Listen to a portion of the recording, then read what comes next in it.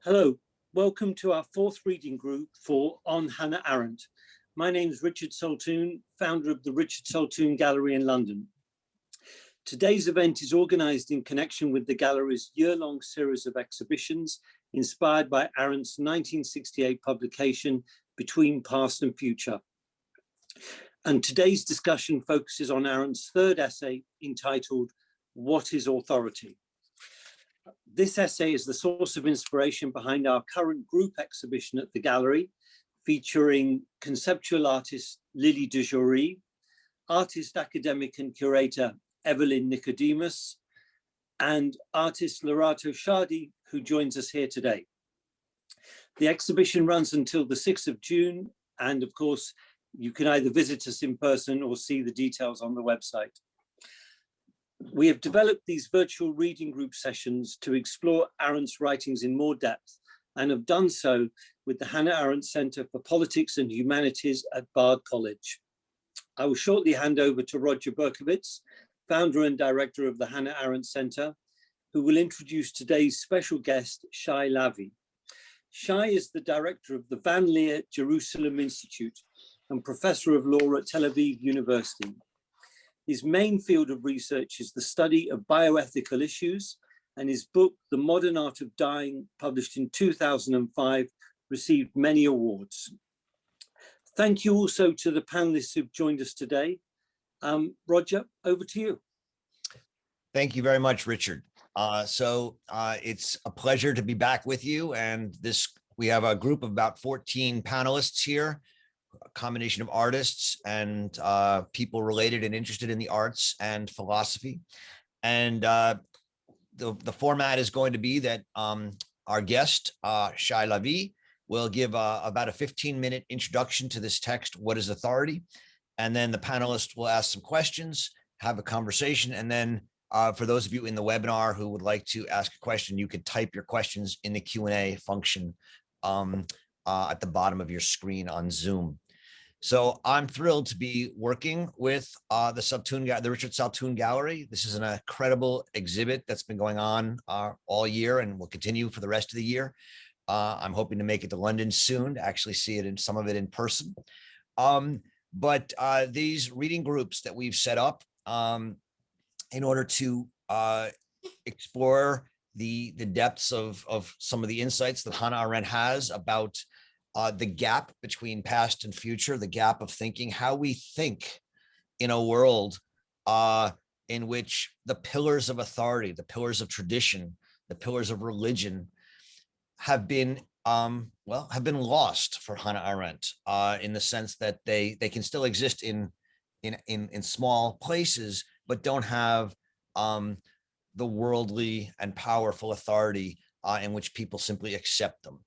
And this essay, What is Authority, is really one of the key essays of this text, because it is about the loss of that authority. She says in the first sentence, it would be better titled, What was authority than what is authority? And yet it's not a pessimistic essay. It's actually maybe one of the more optimistic essays in this book, because with the loss of authority comes really great opportunities to see the past anew, to rethink the past, to bring new voices that were excluded from the past into our rethinking of the past and thus our present. And so it really is an exciting, and I find one of her most compelling essays in general, and certainly in this book. So for that, I'm thrilled to have my friend and brilliant colleague, Shai Lavi, lead us through this. As Richard said, Shai runs the Leer Institute in Jerusalem. His first book, The Modern Art of Dying, which Richard had mentioned, is really a spectacular book about the search for meaning through human life and death and what it means to be human in the modern world. So without any further ado, I'll hand it over to Shai, and he'll give us a short introduction to what is authority. Thank you, Roger. Thank you, Richard, and thank you to the gallery. It's wonderful to be part of this project, creative, highly original, and intellectually stimulating. In preparing my notes for today and my thoughts, I've been inspired by the artworks currently exhibited at the gallery to the extent that I was able to see them over the internet, and I will return to at least one of them in what follows. It was good to return to Arendt's essay on authority, the chapter. I read it in the past more than once, but I didn't remember how rich it was. But then, as you all know, one can never dip in the same text twice, as each time that we read a text, we read it against our current moment between past and future.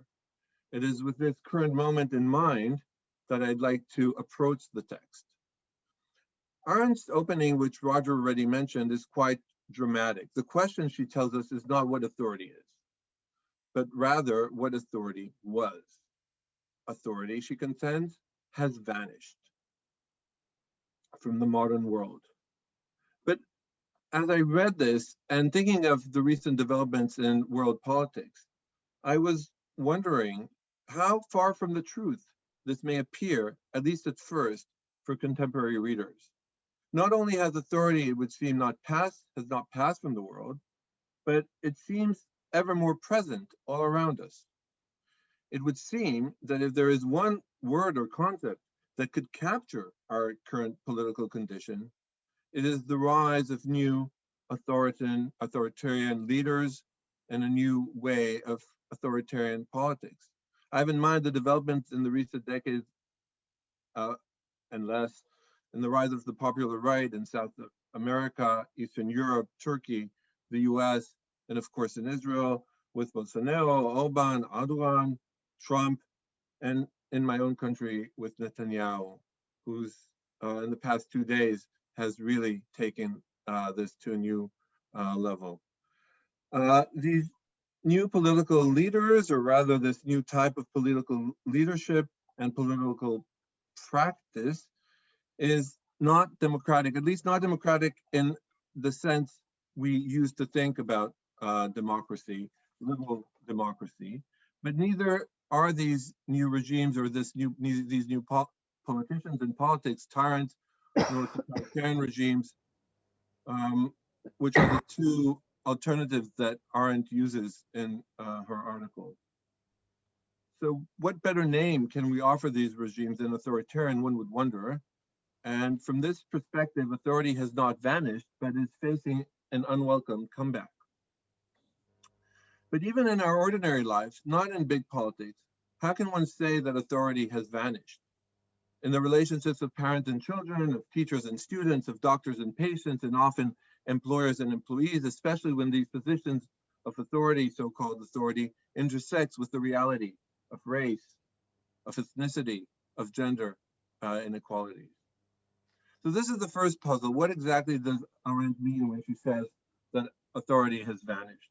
The second puzzle, I think, concerns the way that rather than celebrating the disappearance of authority, Arendt seems to be somewhat troubled by this fact. And Roger mentioned that this is one of her more optimistic essays, and I agree, but that doesn't rule her sense of anxiety about the vanishing of authority.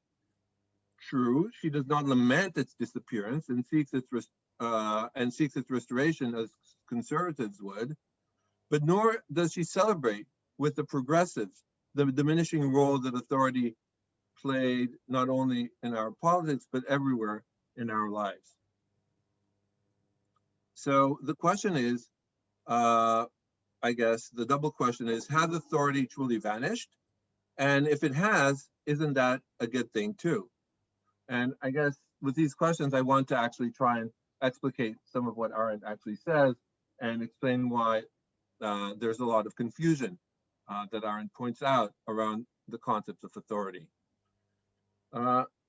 So obviously, the first thing to do is to clarify what Arendt means when she speaks of authority. And I guess there are two things to be said, and I'm sure we can talk about them more at length in the conversation. The first is, in a negative way, authority is neither about coercion domination, force, definitely not about violence. It's about none of these, nor is it about persuasion, rhetoric, trying to convince others. It's neither nor. What it is, she doesn't quite say at first.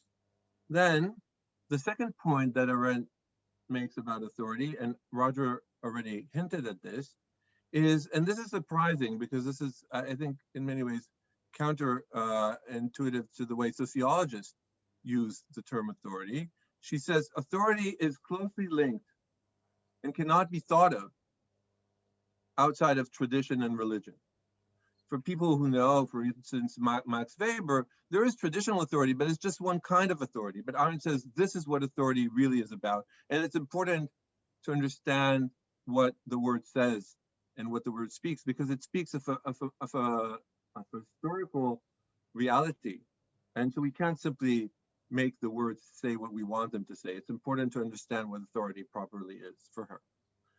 So I want to use an anecdote before I return to current day reality, or political reality, just in order to give some sense, some day-to-day sense of what she means by authority. And this is part of her understanding that although politics is at the core of her interest, and also she sees in the political reality the most important aspect of, I think, human life that influences other spheres of life, it's still important to look at daily ways in which authority no longer operates. So this anecdote comes from a moment Roger and I actually shared at UC Berkeley back in the days. And this is about a professor, an old European type, who carried with him in many ways the spirit of the old country.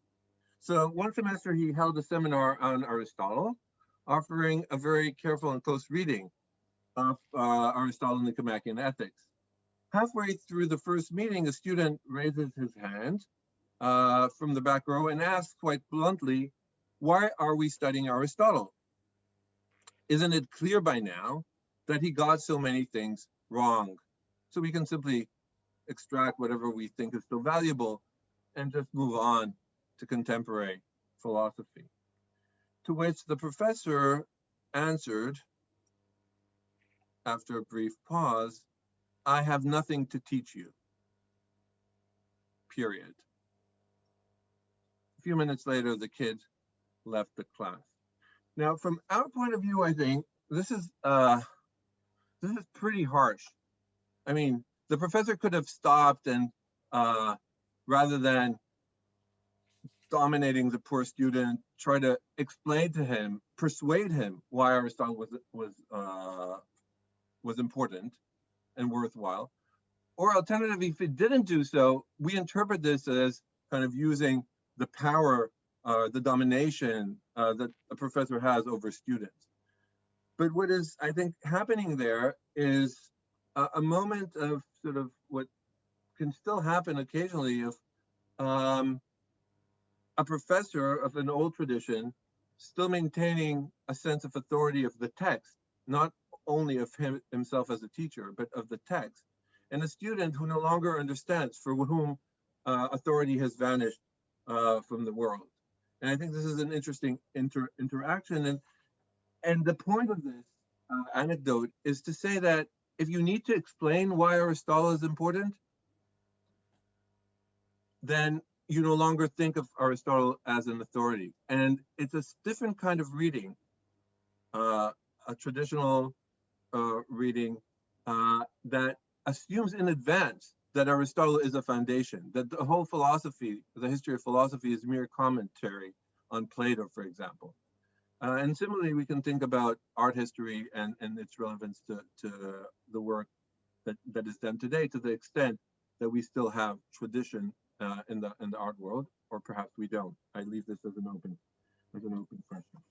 I want to now briefly, time permitting, just to return to the contemporary reality and take as an inspiration one of the current works at the exhibited at the gallery by Lerato SHADI, who's actually here with us.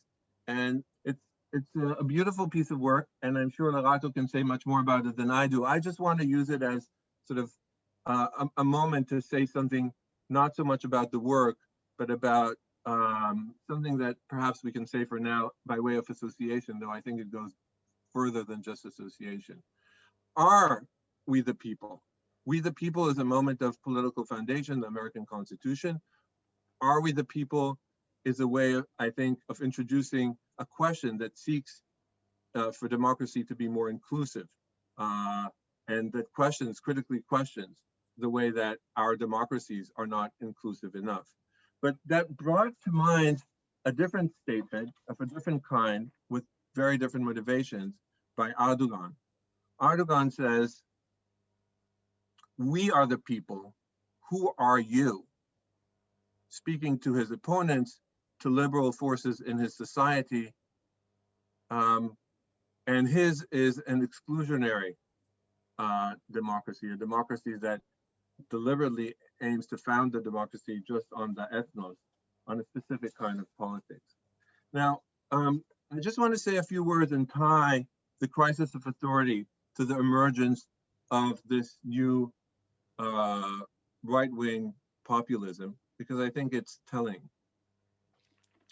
The one thing I think we see and that strikes us with the rise of this new politics is that unlike the rise of democracies, it's not revolutionary. And unlike the rise of totalitarian regimes, it doesn't involve a transformation of the constitution or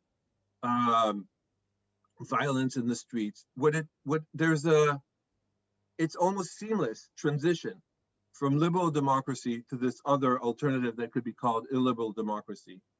But more interesting is how is it possible for this smooth transformation to take place, and what does it tell us about the nature of these regimes? I think that what is at stake in authority is an unwritten law. As an unwritten law that is taken as an assumption, as in the case of Aristotle and the professor I was talking about, that you assume that some things are just the way they are, they have a foundation.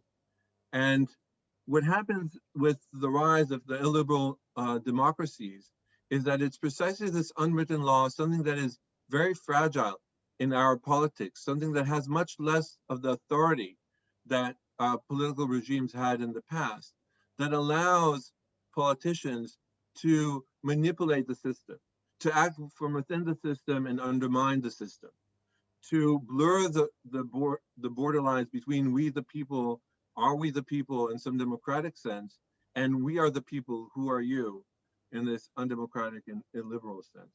I think that in many ways, the crisis of authority to which Hannah Arendt speaks is about the fragility of our political systems, and how they lack foundation, and how this unwritten law that we know we see when we see it being violated, as with Trump, as with Bolsonaro, as with Netanyahu, who decided to pick a war with the Supreme Court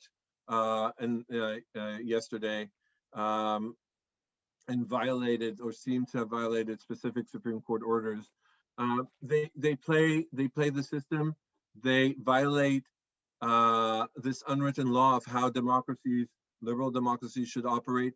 And they don't simply do that, but they also gain legitimacy from these transgressions, from the way they create these provocations, from the way in which they take what we thought was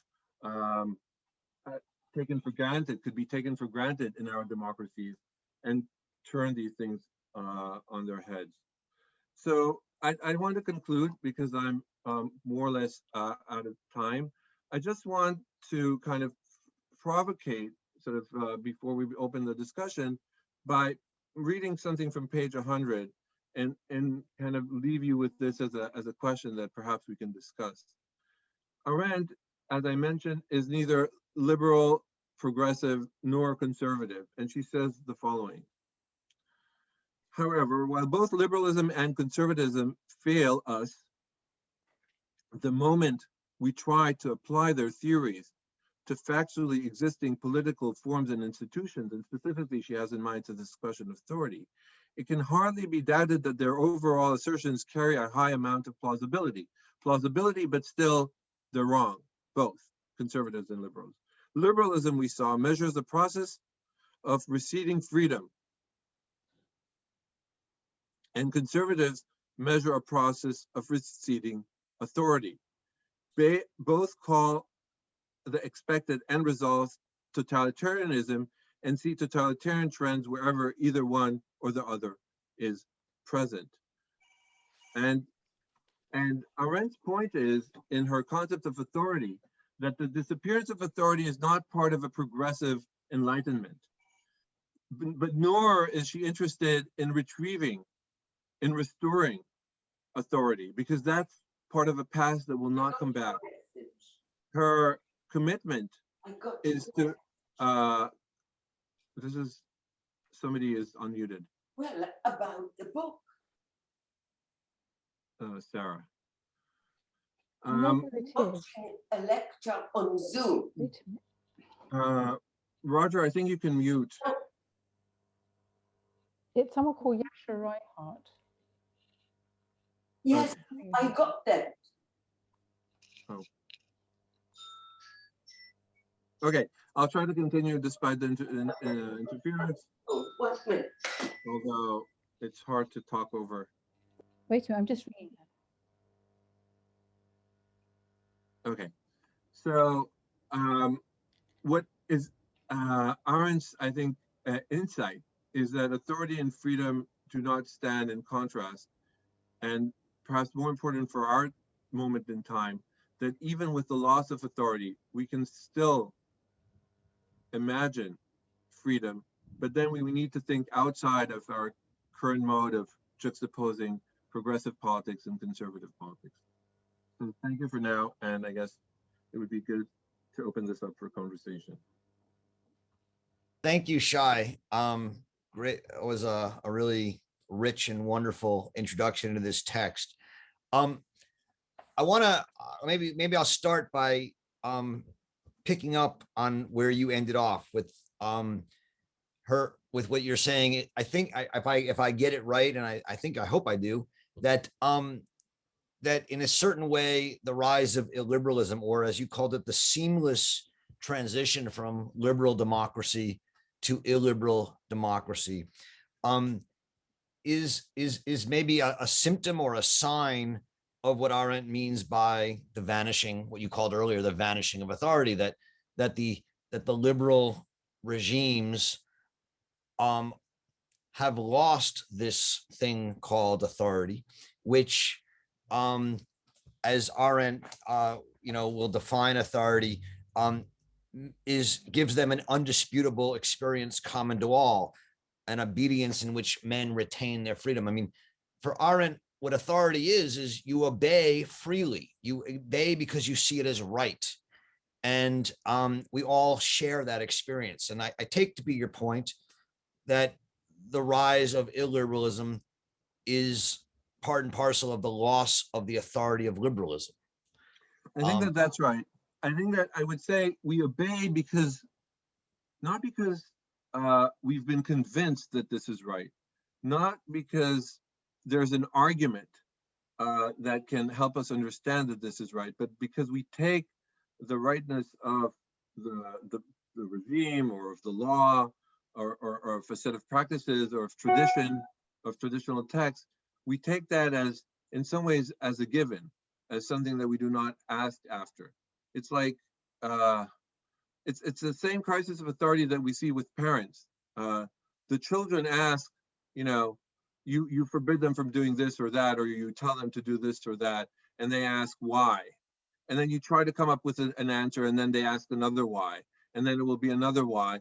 And if you try to continue to answer these whys, you'll end nowhere. If you say, because I said so, to a modern ear, that sounds dominating. In a world of authority, this is merely the way that authority works. But yes, back to your point, I think that to say that it's a symptom of I think that Arendt would definitely say that it's a symptom of the loss of authority. But I wanted to say a little bit more than that, only that it's a symptom of the loss of authority, but I wanted to say also something about the way in which it works, in which these regimes work. And they not simply take advantage of the absence of authority, but in fact, they kind of push by transgressing what we would expect to be sort of our tradition, our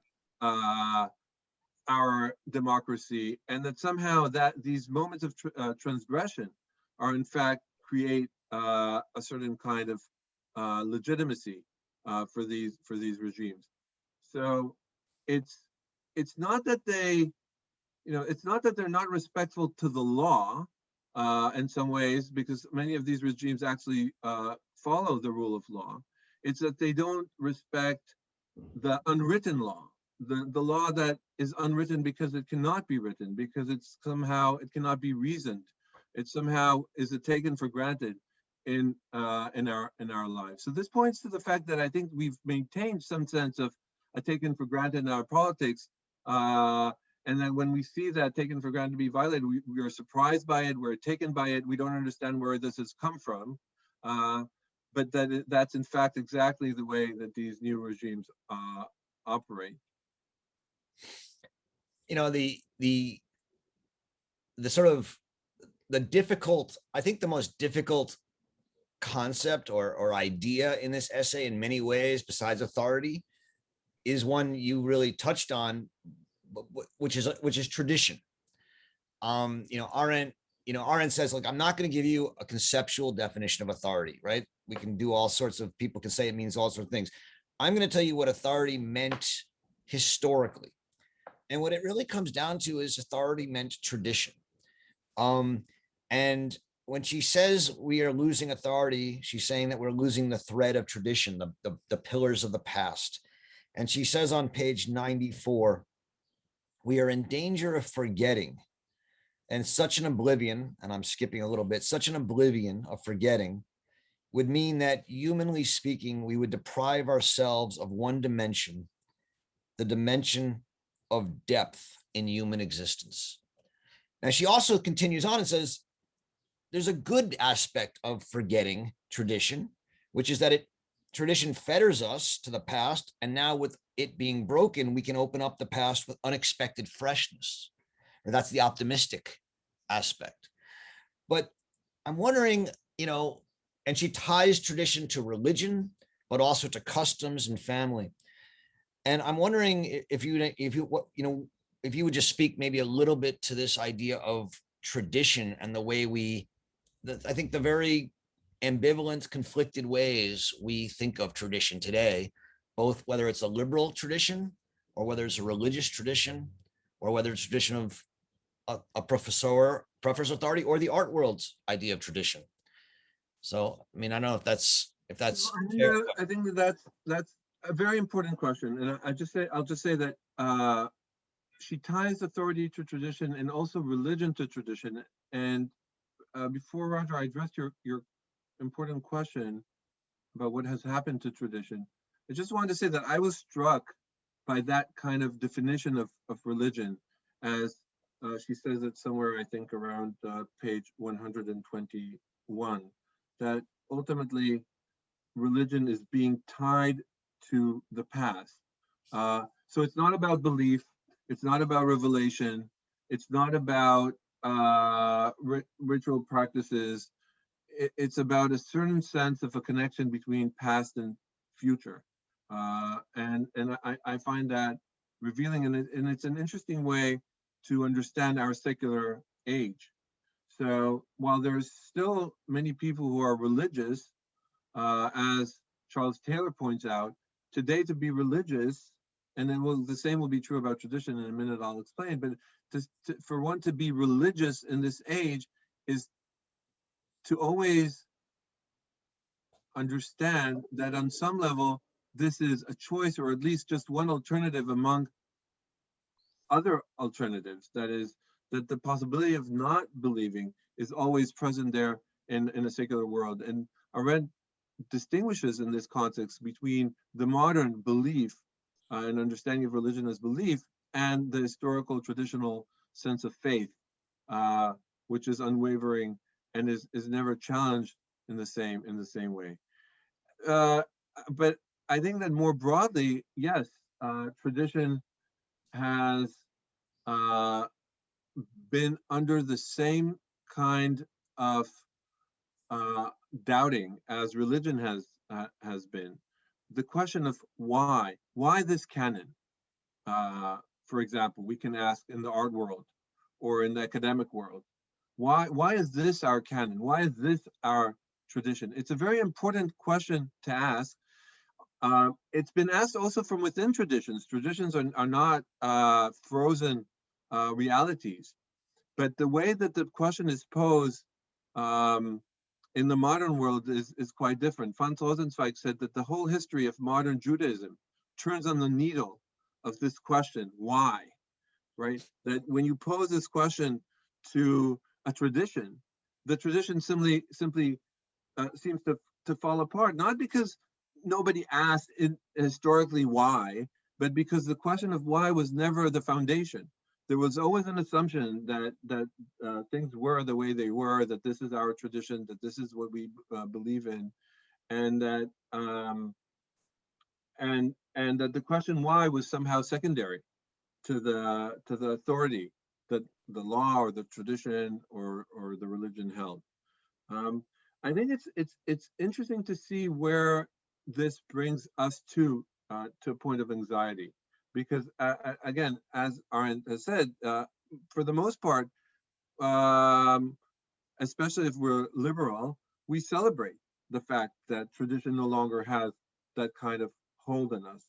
And though Arendt is optimistic and is open to the possibility of the future, I think she's also very anxious, and that she thinks that we need to experience this as a certain kind of loss, or even if we want to say that, you know, it's not detrimental, that there are other ways of conducting human life and experience.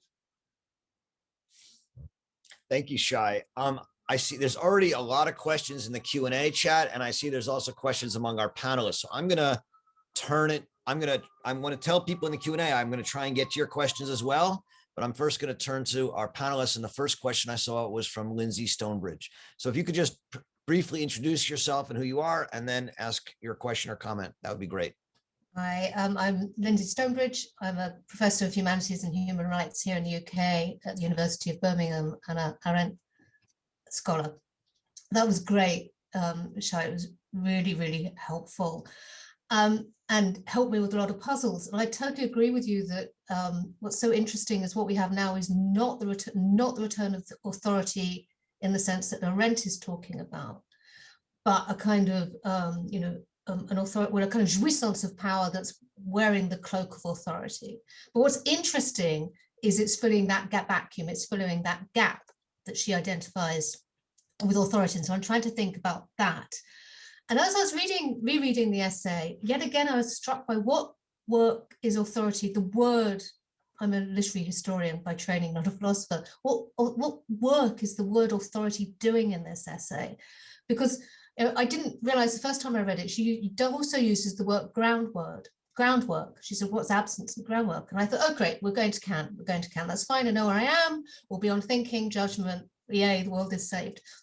But she doesn't. She leaves Kant out. He's conspicuous by his absence in this essay. And of course she does, because otherwise you'd end up in a situation of non-authority, because you'd have to do the thinking. You have to be morally responsible for yourself.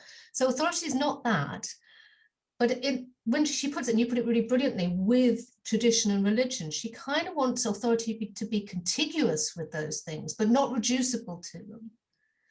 But it's still not quite clear what authority is. So it's there's a kind of frisson between those things. So it's almost like she's trying to have an authority which isn't quite authoritarian, but isn't the groundwork for the metaphysics of morals, but is something that needs to be reinvented. And it ends up being, I mean, exactly as there's an ambiguity in a sense, you know, that poetics will talk about. It's a deliberate ambiguity, I think, which generates precisely the anxiety you're talking about.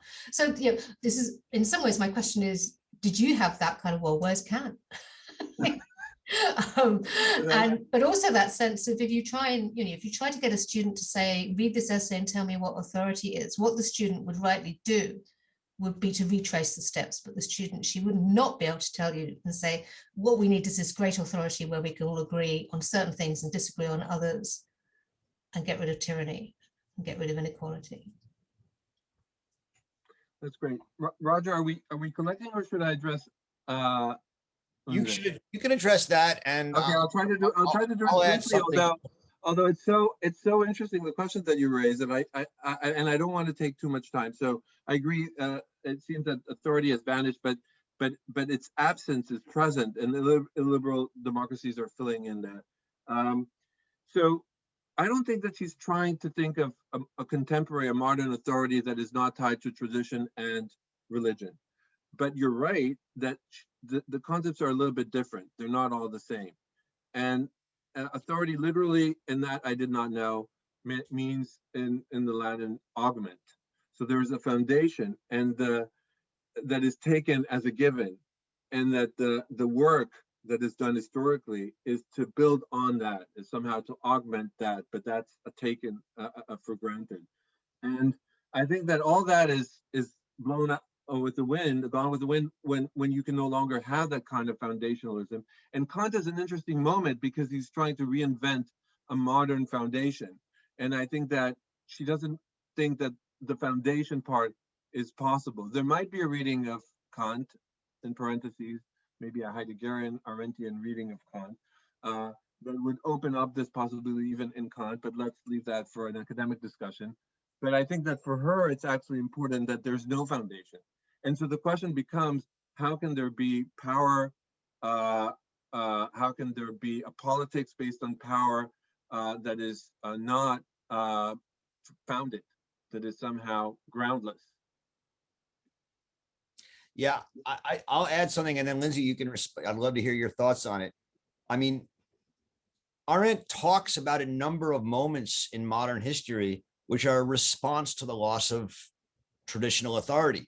And as I think Shai very rightly said, one of them is Kant.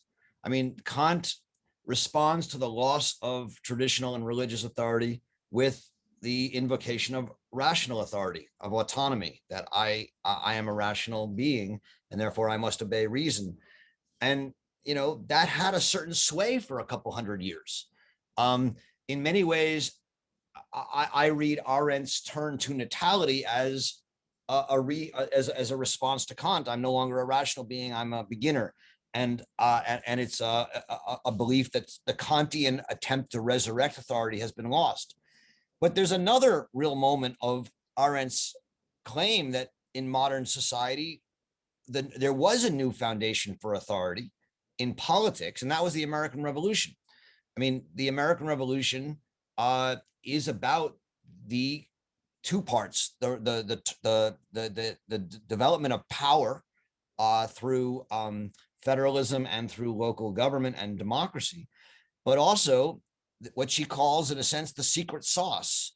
She says that the Americans could only found freedom on a new foundation when they established a new authority, which happened the moment that the Constitution became worshipped. It was the worship of the Constitution, the fact that the Americans somehow came to believe that the Constitution had this, you know, augmented and founded thing. It made things right. It made obedience free, which for her was the foundation of a revolutionary foundation of a new kind of freedom, which she thinks failed sometime in the 20th century. But it lasted for a good 100 years or so. So she does think new authorities can emerge, and she has examples of them, but they have to be done through power, through the establishment of power, and then there has to be some magic, some new worship. I don't know if Shai or Lindsay, if you have a thought on that, or other people. Just quickly, I mean, I was thinking more of when she says the Kant she tries to retrieve after Eichmann, which is yes, it's groundless, but that doesn't mean we can't have political judgment, which acknowledges what she calls it beautifully at the end of this essay, the being human together. So I think that's where she is. But what's really interesting, and that, and Shai, you made this point, is there is a kind of melancholy in this. She's not going to say it's groundless hurrah like everyone else was at this point. Isn't this great? She's saying this is a real opportunity. This is something, but you know, there's you called it magic. I'm not sure I called it magic myself, but there's something, and maybe we can talk about art in this relationship too. It's got to be something more than, you know, either groundlessness or pure reason or cynicism. It's got to be something deep. Shai, do you want to add anything to this? No, not at the moment. Okay. I know, Gavin, you had your hand up next.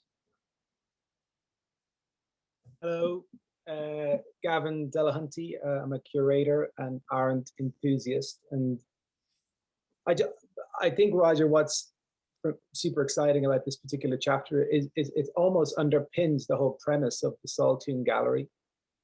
That question, you know, what is authority?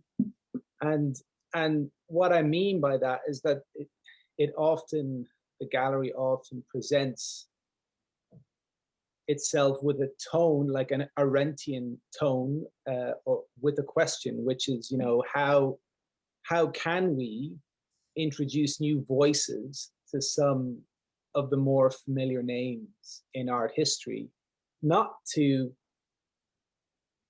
eradicate them, but to offer them like this renewed context. And so what for me is so interesting about the tone and pace of this particular essay is it's not, certainly I feel it's not an attempt to abandon authority, or in terms of art history, like to abandon foundational artists, but to use them as an aesthetic tradition, like tools of study or comparison or evaluation, against which we can make thoughtful steps forward. And the three artists in this particular show exemplify that, you know. And I think even with Lili DUJOURIE's work, you know, it was a questioning of, you know, do I have to see another Donald Judd show in Europe at a particular moment in art history? Like, what is the value of that? What, you know, why has that become so ingrained and so authoritative? But interestingly, Arendt shrewdly resists the problem, I think, to just totally throw the baby out with the bathwater. And it's a much more, I think, in order to reach a fresh outlook, you can't be in total opposition to tradition. And I think this is a really important point in terms of art history, because I think you could argue that without the tradition or the canonical works, what's non-canonical could run the risk of looking very arbitrary indeed, you know. And I think that to have the unorthodox idea or thought or artwork, it needs the tension of the tradition in order for it to exist somehow. So really it was more an observation and a comment both on, I would say, the sort of architectural founding or premise of the gallery, which not just in this particular series on Hannah Arendt, but in its entire programming, seems to always offer that question of what is authority and how we can use tradition in order to continue the work that was started by art historians and scholars in the 1960s, but to bring it into the 21st century. Shai, do you want to comment? I just want to say how much I agree with Gavin. I don't think that Arendt doesn't get it. I think it's an important point to make, that she doesn't emphasize, which is that if we had really forsaken authority and tradition, we would not have recognized ourselves in the morning when we would look in the mirror. I mean, there is and we wouldn't even notice that authority is gone. I think that the absent presence of authority means that perhaps we no longer have the kind of sense of authority that in the good old or in the good old days or in the bad old days people had. But I think it's still a question for us, and allows Arendt to ask this question, although she says, what was authority? Right, really the question is, what is authority for us? What do we understand that we've lost? What have we gained?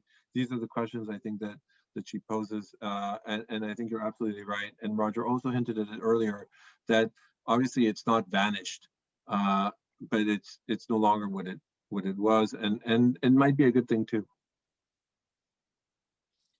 And we'll come back to this in a few months when we read the essay, The Crisis in Education, which is very much about how you teach a tradition once that tradition has lost its authority. And, do you abandon the tradition, or do you try and recapture it, or neither? Do you study it, try and understand where you came from so you can react to it? And that will be Arendt's, approach. But, this is a question that I think very much, as Gavin and Shai put it, is at the heart of how an artist reacts to this crumbling of authority and a tradition. So with that said, I'd love to hear from Lerato. What your responses or thoughts are. Thanks, Roger. And my name is Lerato SHADI. I'm one of the artists on the exhibition, and I'm loving this discussion. I think I have 3 questions, but first I want to give a big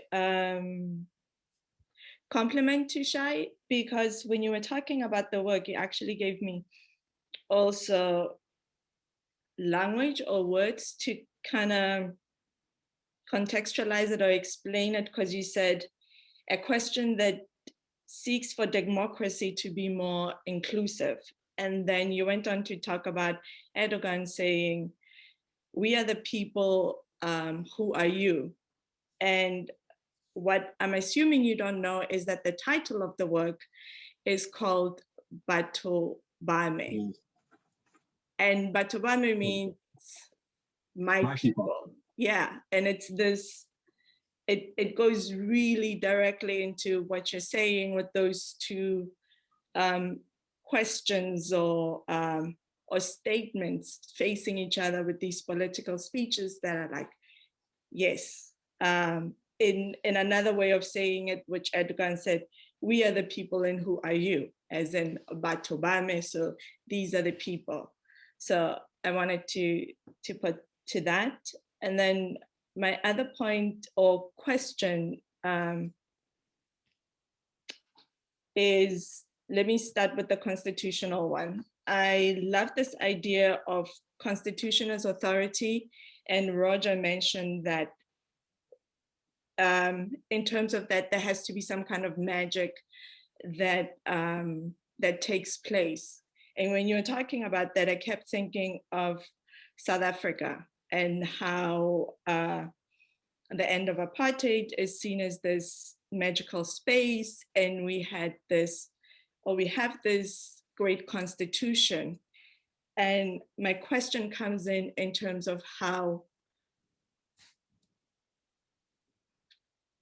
we have a great constitution, but there's a gap between the constitution and paper and how it's been translated into a lived experience, or how people are not able to access those legal rights that are enshrined within the constitution that gives them this humanity, these rights, all of those wonderful things.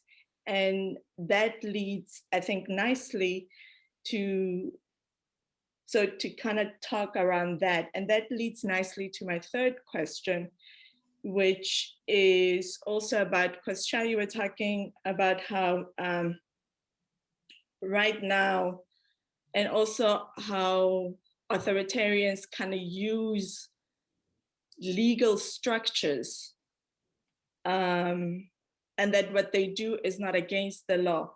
And for me, it kind of makes sense because I think that what Trump did for me and what he did really beautifully is he was an example of how the law works for only a certain kind of people, that how inaccessible legal justice is.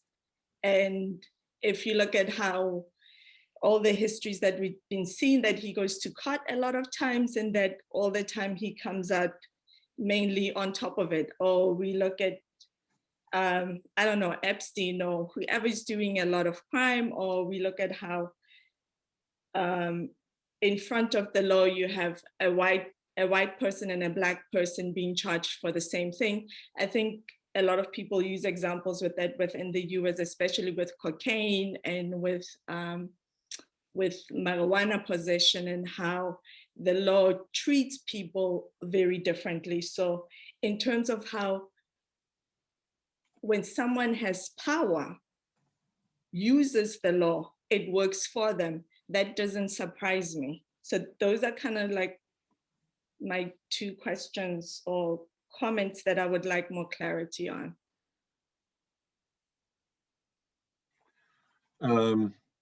So yes, this is a wonderful discussion, and I learned a lot from what you just said now about your own work.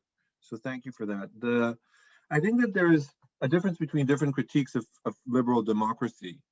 There's the critique that there's one critique that I think is there in what you're saying, which is the critique that, you know, it's a promise, but it's not a fulfilled promise.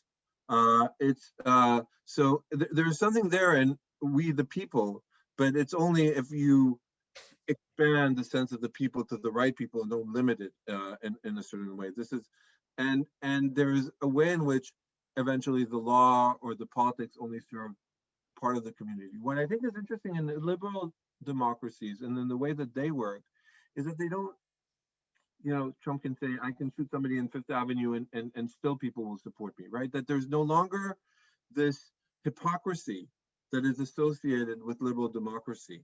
Hypocrisy, we usually think of negatively, but hypocrisy is the debt that vice pays to virtue. Hypocrisy at least maintains the outer appearance that, you know, that you need to apologize, that you need to hide it, that you need to somehow make it seem as if it's serving everybody and create a sense of egalitarianism that doesn't really exist there. The alternative to that is saying openly, I don't care.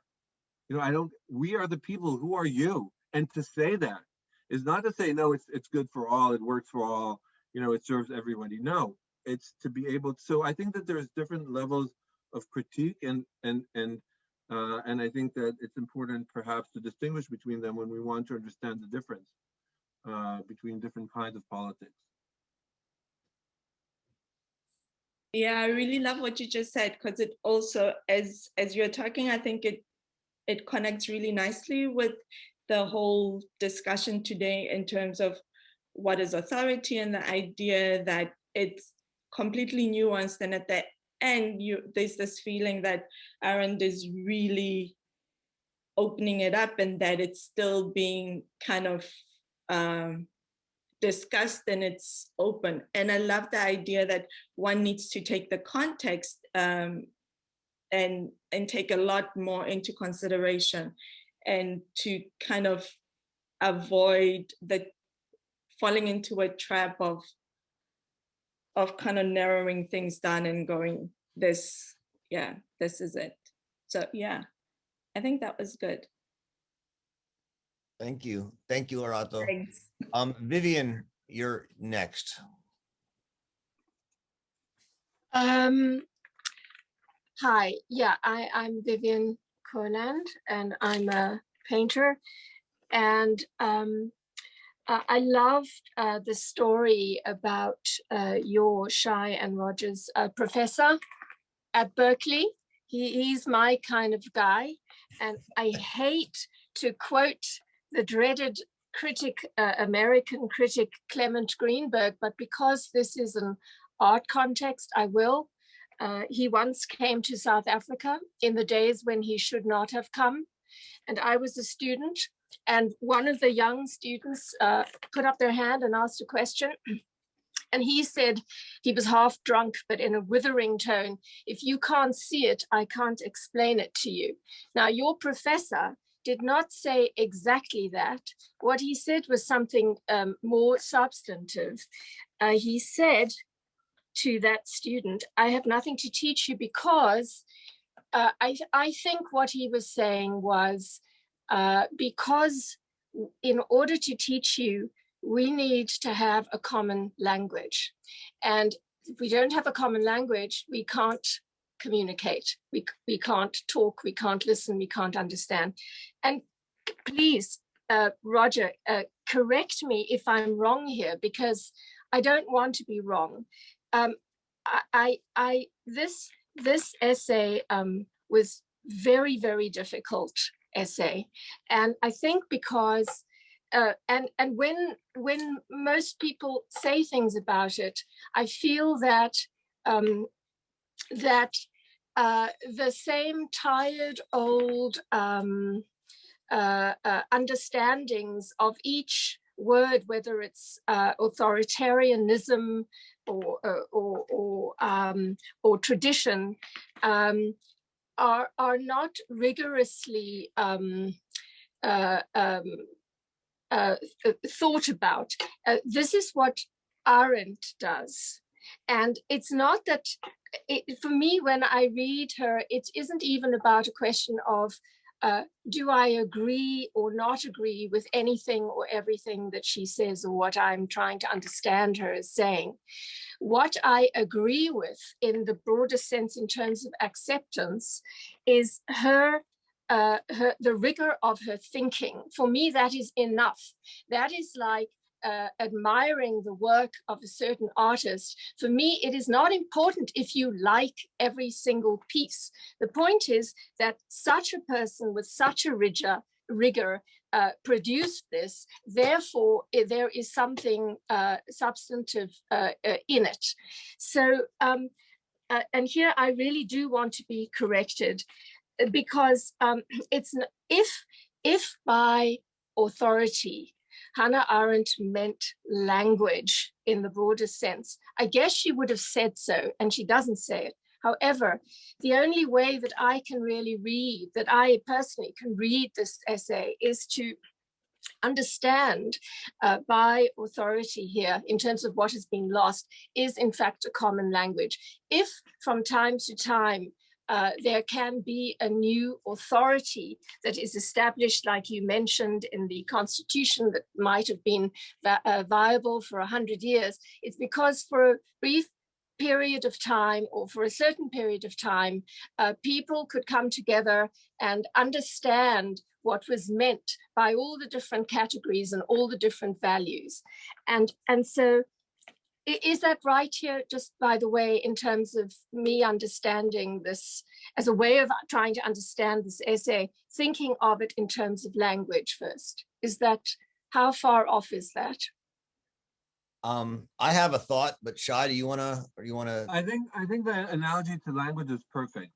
I think that it's perfect in the sense that language is not something that we give to ourselves, but language is something that we acquire through tradition. So I think language is a paradigm case of this.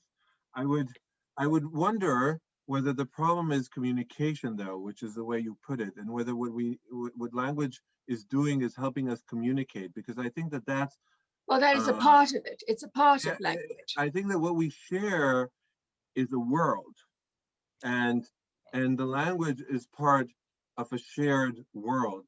And communication doesn't assume that we share a world. It's just about translating. I know, anyways, it was implied in what you said. I'm just using your reference to communication to make this point. That is, that communication is actually sort of the exchange of values from one system to another.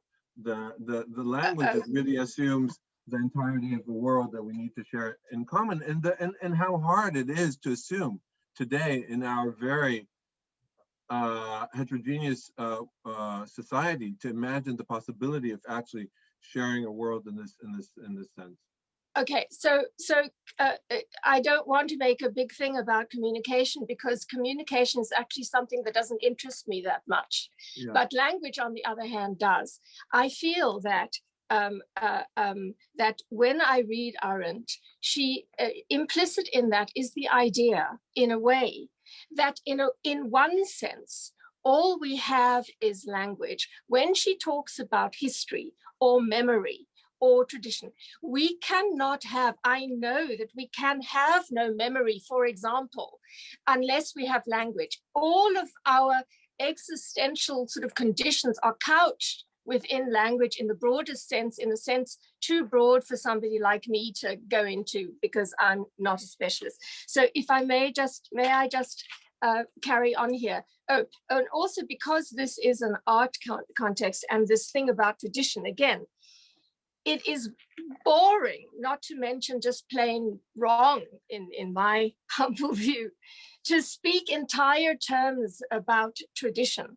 In terms of art, there, I mean, I wish there could be, but there can be no piece of art or idea of art that can be produced without without that that facing tradition, whether or not the producer, the artist was aware of that, is absolutely irrelevant. And besides which, even if it were possible to produce something without any tradition, then it's useless anyway, because we who then come and consume this piece or think about this piece, look at this piece, criticize this piece, bring with it our confrontation with tradition and our history with tradition. So that's as far as tradition goes. I think that I think Lindsay mentioned the anxiety. Is that right? Lindsay mentioned anxiety here, Arendt's anxiety, or did Roger mention that? I think it was Shai. Was it? Yeah. Oh, okay, sorry. I think that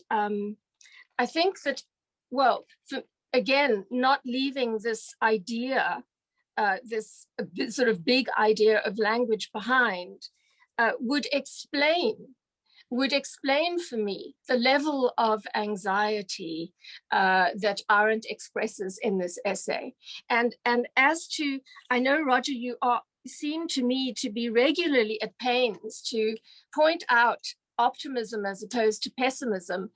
Again, you know, I'm not particularly concerned with optimism or pessimism, but I don't feel any optimism here, because I mean, look, the anxiety, I would say, is I think that this is difficult essay, perhaps abstruse, because of the idea of language and translation in its broadest sense. It is so difficult to access.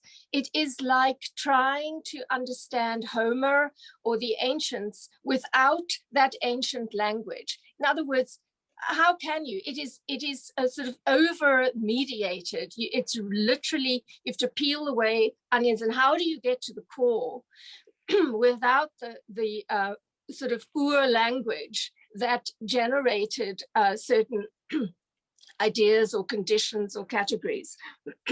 And I think that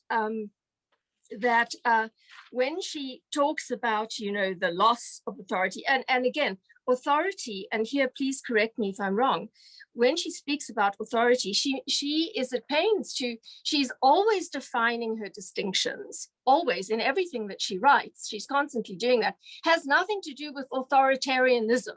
So when she speaks about the loss of authority, she it would be impossible for her not to express anxiety with such material when one considers, I mean, the genesis of such a project for someone like Arendt at all, which is, you know, the incontrovertible fact of her position as a refugee, not only from fascism, a hideous political regime, but actual physical annihilation. And so, I mean, that would be for me enough to explain the sort of level of anxiety, and also my own level of anxiety when reading it, worrying about the loss, about the breakdown, the fracture of the language, if you consider that in some part is all we have with which to negotiate this world of ours, and not only in an existential way, but in a political way. So thank you. That's great. Let me ask Shai to say a little bit about this anxiety that he and you have talked about, and or or something else that Vivian said, Shai. I'm happy to talk about the anxiety. I think that that it's clear to Arendt that there's no possibility for a present and a future without a past.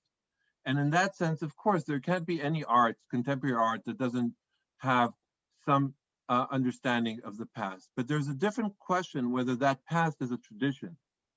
And so I think that that's partly what's at stake here.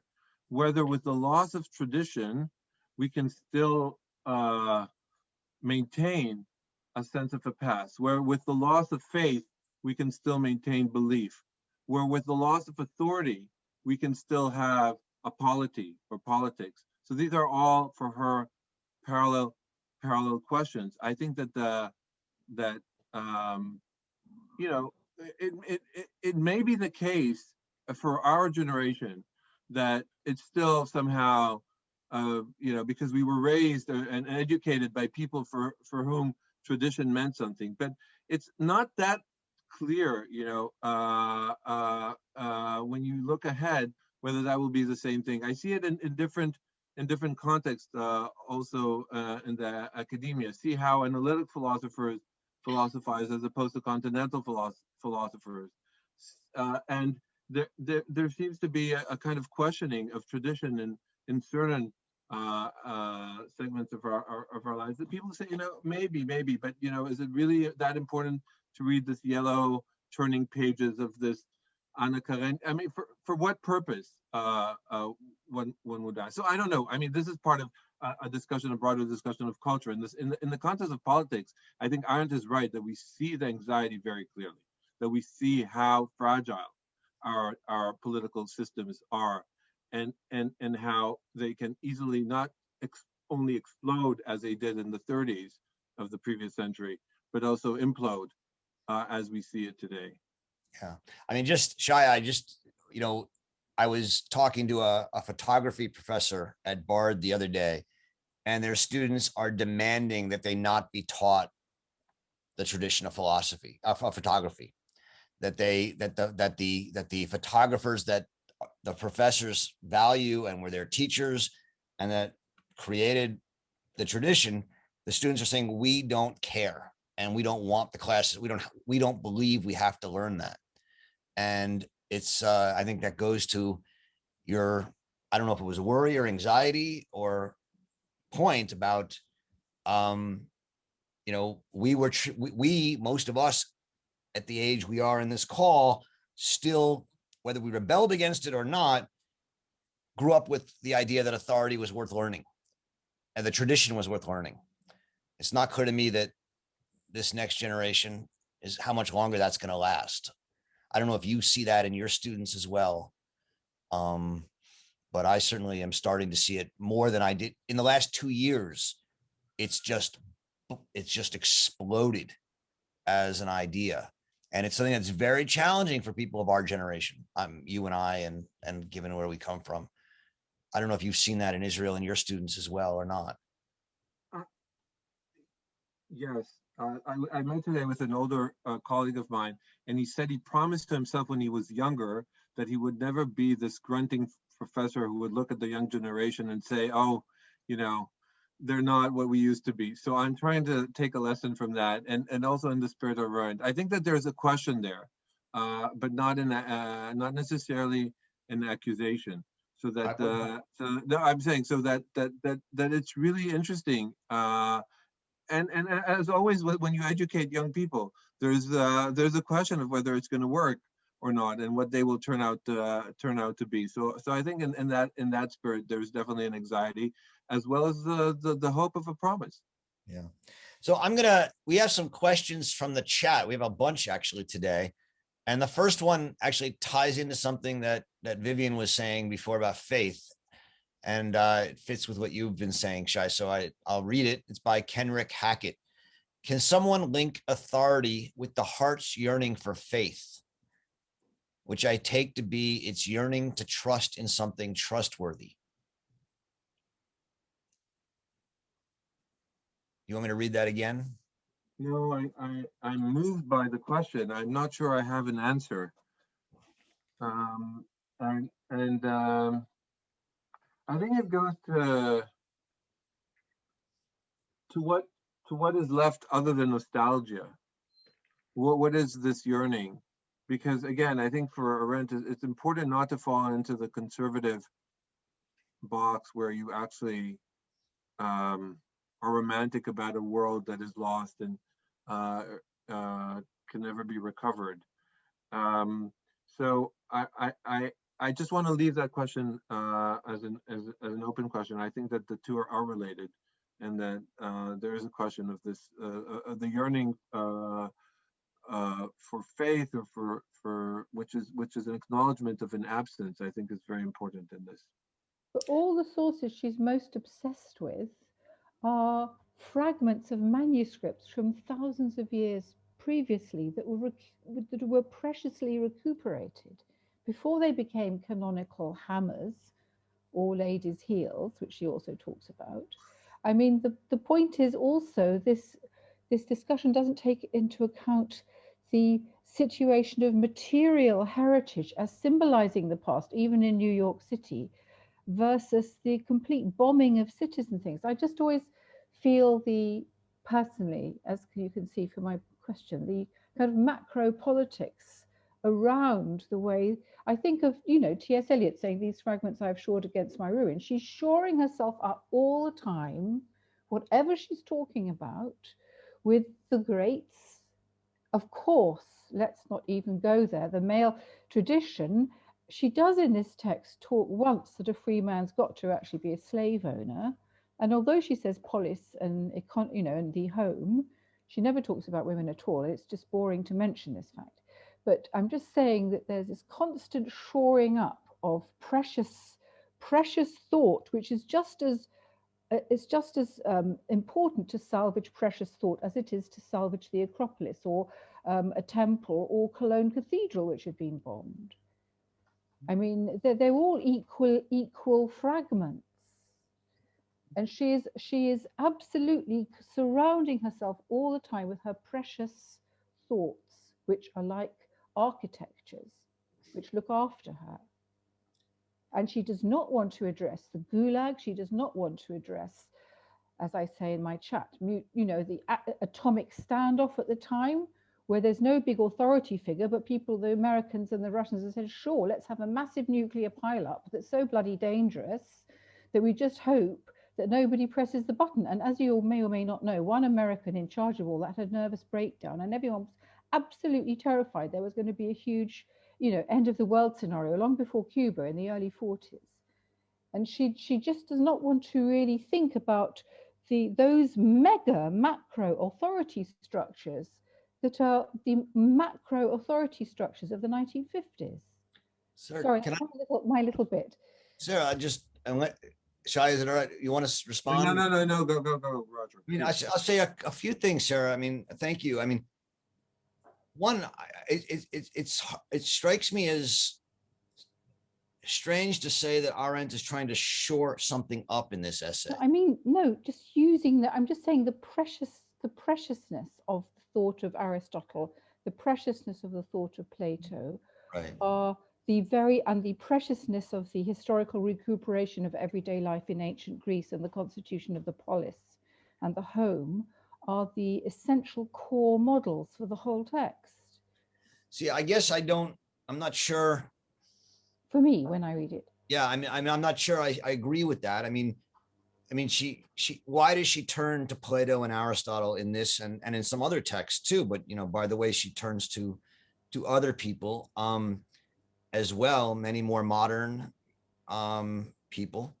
But, you know, I don't think it's to shore anything up. I don't think it's to sort of imagine them as precious. I think it's because she thinks there's some insight that she gains from them. She thinks that clearly our world and the structures of our world have been influenced by them at times. Cool. And she wants to understand that world, which she thinks has failed. I mean, let's just be very honest. The whole point of this essay is that the world of authority that was built on this tradition is done, and it's not coming back. And the force with which she says that and accepts that is pretty I find exceptional within the history of philosophy or political thinking. And there's, a lot of people, I think that her turn to the Greeks is nostalgia. I see zero nostalgia in Hannah Arendt. I mean, she's one of the least nostalgic thinkers in the history of, you know, the canon or political thinking or whatever you want to call it. She is confronting face forward the fact that we have nothing to hold us together except how do we be together as human beings today.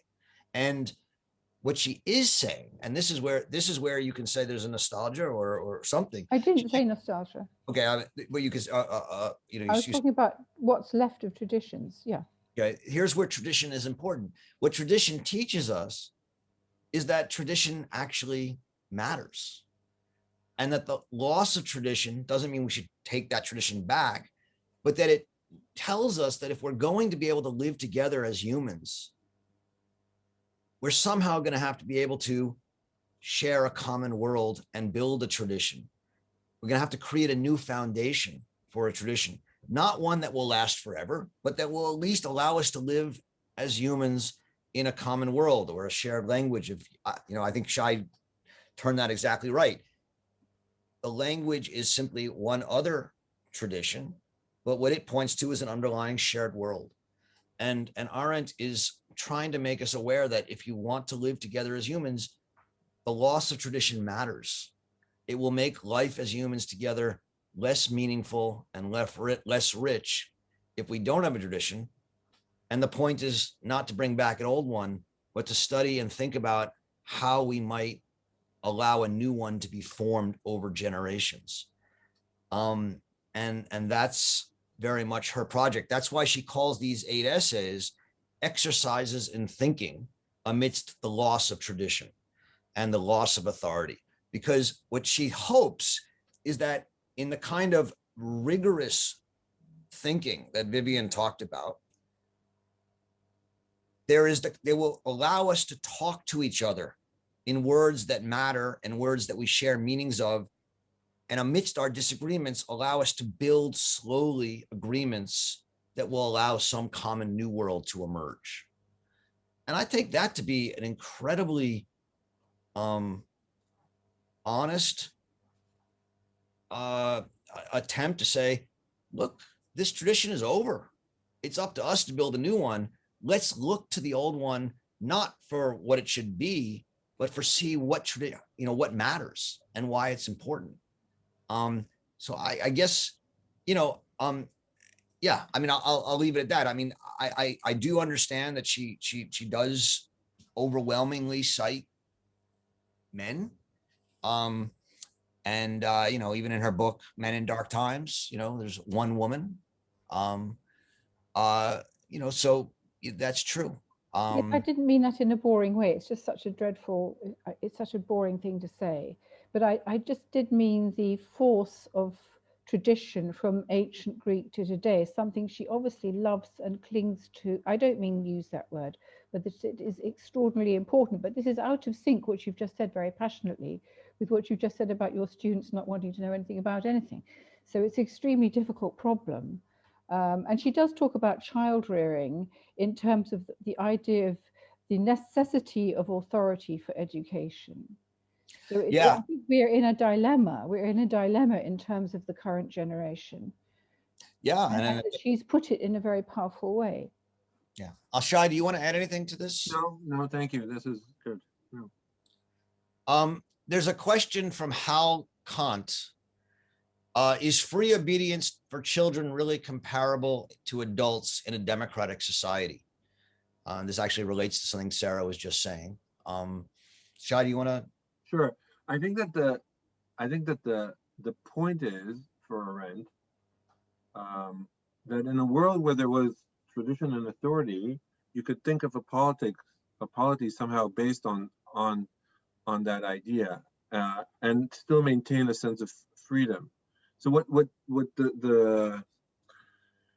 in a world of tradition, parents have authority over their children, and the Senate has authority over the people, not because the power lies in the Senate, nor because the power lies in the parent, but because there's something that goes beyond the parent and beyond the Senate, which is tradition that confers authority on them. And so you're not obeying the person who is in a position of authority, but that person too is under the duty to respect the tradition. Obviously, that cannot work in a democratic egalitarian society where we reject a hierarchy as the basis of our polity, and consequently, we need to find our own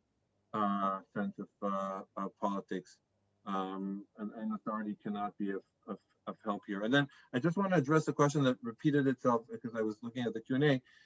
Yes, true. It's I've spoken too quickly, equating authority and tradition, and these are two related but separate concepts that I don't think we have the time at the moment to enter into that distinction. Just to say that for Arendt, tradition and religion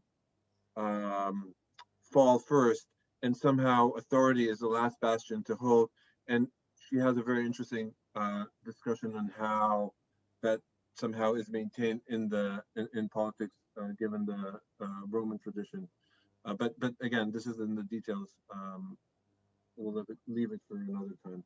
Shai, sorry, Shai, could you explain something quickly? You just said that in terms of parents having authority over children and the Constitution having authority over people, that has to do with tradition. Yeah. So I think that, again, this is something for a longer conversation, but Dorothy Lee is an anthropologist who studied this, and she looks at how in tribal societies parents speak to children, where tradition plays a central role. And what parents say is not you're allowed to do this or you're not allowed to do this, as I forbid you or I allow you, but rather it is not a custom in our society to do this. It is not something that you should be doing. And it's not, the power doesn't come from the parent, but rather from the tradition. And the parents are just mediators of that tradition and have authority because they have a place as those who speak the tradition, who know the tradition, and who can educate within the tradition. And similarly, the elders of the tribe have the same kind of authority, the rabbis or the priests. It's not their authority. They're not the source of authority. It's a tradition. Great, thank you for that clarification. That makes sense. Thanks. Bracha, did you want to ask a question? I saw your hand up briefly. You have to unmute. Yeah, there was a fascinating discussion. I really thank all of you.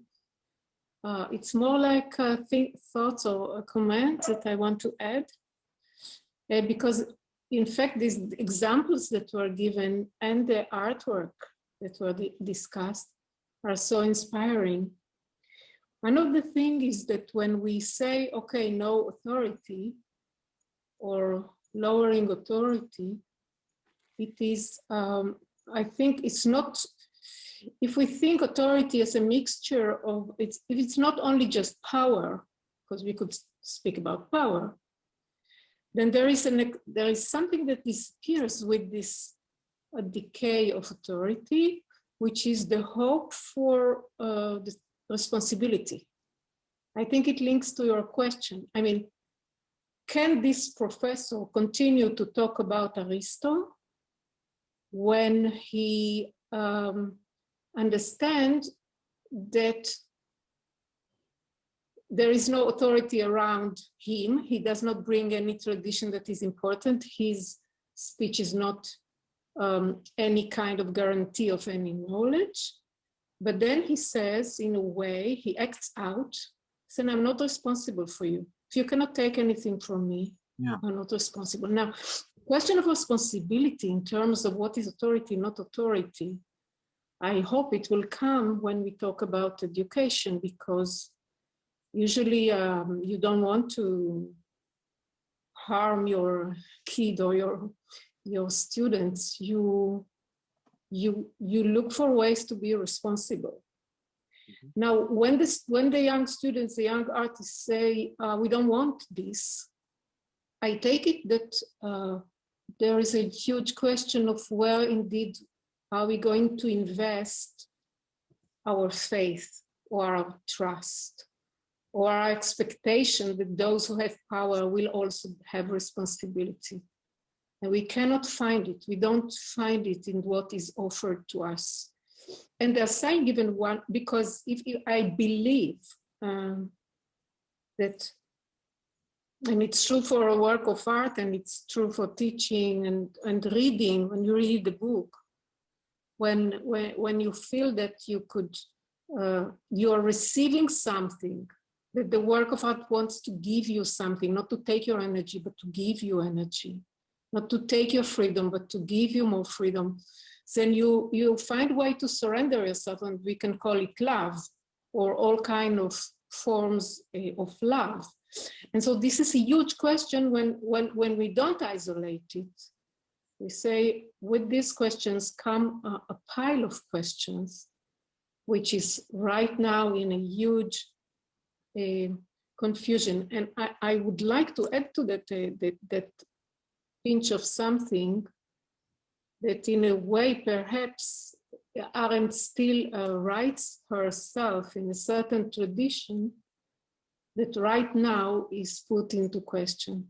When the students say, I don't want to know anything about photography before, I'm now in the middle. I think they say also, the story you told us about the history of photography or the history of painting there is too much shit in it. There's no black painting, there is no woman tradition. If we had, it's not a question of power, who is going to be now more authoritative. It's a question of what kind of values we could have brought into the universe.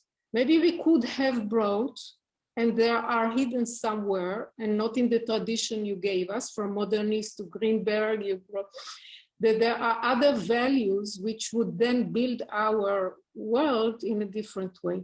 So it's a different relation to the past as well. Like, can imagine a virtual past where I will go back to the beginning of 20th century, and I will bring Hilma af Klint and Emma Kunz. I take examples that I did, that I researched. And when I researched them and I said, these are important artists, and I wrote on them, and people said to me, do I commit suicide? I mean, what does a serious art, somebody who tried to be a serious artist, have to do with these crazies of the beginning of the century? Everybody knows they're not good artists. So what is this? It's not only good artists, bad artists. It's about a sense of, because art is not just aesthetics. I mean, we all agree on that. It's not just aesthetics. It's not just language. It has ethics involved in it in different ways. And so we can talk about different value. And so if we would take another road, we would see other kind of examples.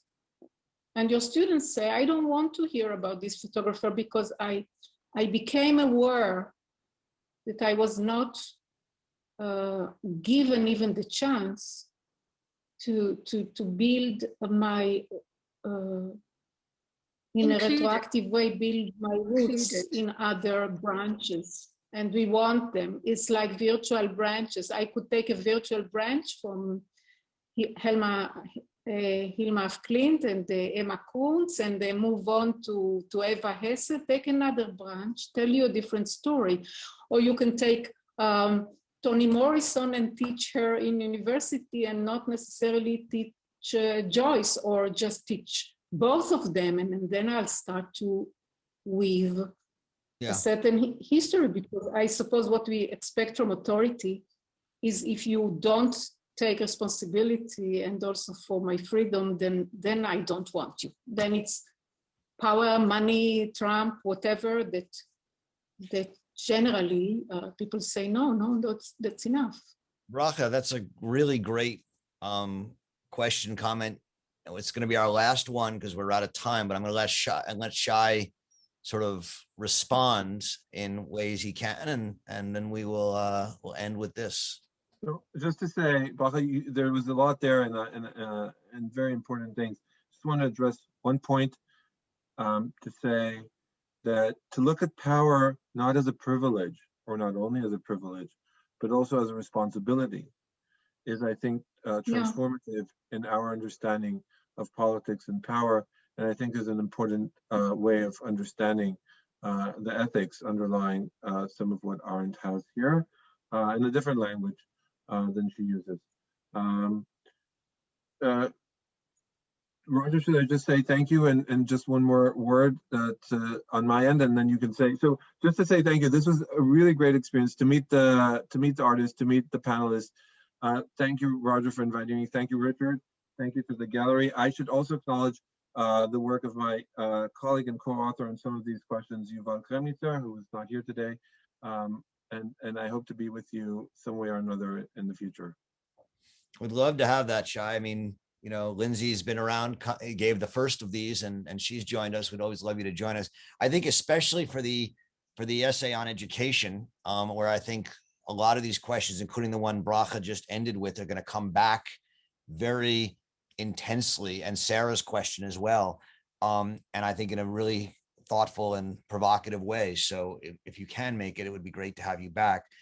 I want to thank all the panelists for a really incredibly rich discussion today. I want to thank Shai for setting up such an incredibly rich and thoughtful discussion today. I love, you know, it's sometimes you bring Arendt scholars and sometimes you just bring smart people. And it's always a thrill to hear you speak, Shai, and talk and think with you. So thank you. Thank you, Richard and Gavin and Niam and Julia for all your help at the Saltoon Gallery, and to the artists. And Richard, you want to say what the date of the next discussion is, or? Oh, it's in about 6 weeks' time. Okay. So the next essay is What is Freedom? And it goes very closely along with What is Authority. They're companion essays. So I hope you'll join us for that, and we'll send out more notes about when that's going to be. Thank you all very much. Shai, thank you very much. Brilliant. Thank you.